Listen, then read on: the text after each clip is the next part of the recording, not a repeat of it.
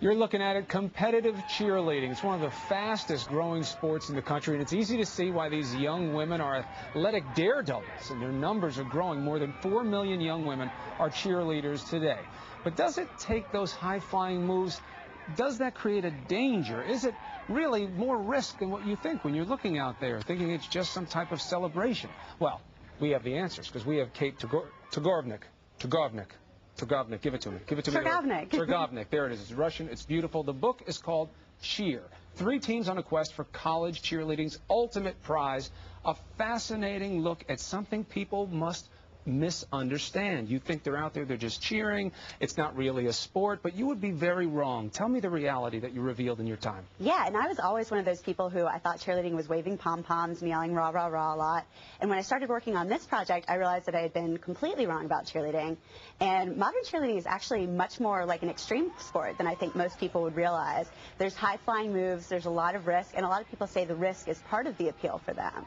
When I was reading that, you know, as a description of the book, extreme sport, I was thinking motorcycles or skateboards, but you do have these young athletes getting into positions where they're flying, look, 10, 15 feet up in the air, creating a move, coming back down. Yeah. Now, along with this physical output, there's also an emotional one. What did you find out? What are these young people going through? How high stakes and high pressure is it? Cheerleading is so intense, and the passion cheerleaders put into the sport is quite literally mind-blowing at times. It's very shocking. I mean, this is a sport where your entire season, your entire year boils down to 2 minutes and 15 seconds when you get on the mat for a national championship, and there are no do-overs. So it is really intense, and I've heard about tryouts where 150 people are going for 3 spots. So there is an extreme intensity to it. And it's an interesting book. One reason is that you do see these people as ancillary to the sport. There's the sport and then there's the cheerleaders, but they are their own world of competition unto themselves. Now, in the book, you follow 3 teams for a year, but really, prep time before, putting the book together and figuring out what it all meant. A year and a half you spent figuring this out. How big a transformation for you personally? This was a huge transformation for me, just in sort of coming to understand a sport, because there actually aren't that many sports out there that embrace, especially a woman who has a real daredevil instinct, but also likes to be feminine and wear pretty clothes and put on makeup and those sorts of things. And I feel like I learned so much from these cheerleaders about resilience. A cheerleader can have a broken thumb, a twisted ankle, a fractured rib, and they'll still get out there on their mat for their team and do what they need to do in order to win.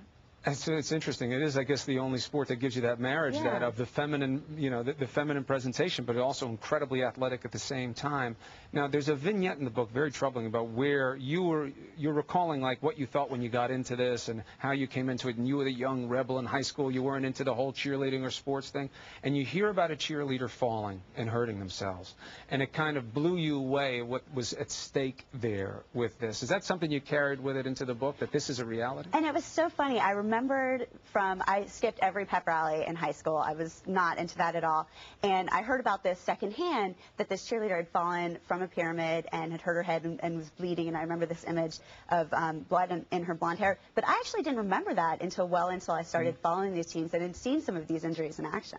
Now, what do you see as I don't want to give away the book, but as the teams move through this contest, this competition to become #1, the injuries, the emotional toll, I'm sure it was surprising, but did you question, is this too much? Are these kids under too much pressure doing this? Well, cheerleaders take this as serious as a star quarterback takes a football game. So it is very serious to them. It is very intense. And I sort of learned that if you love something, no matter what it is, it can't be silly because it's something you're very passionate about.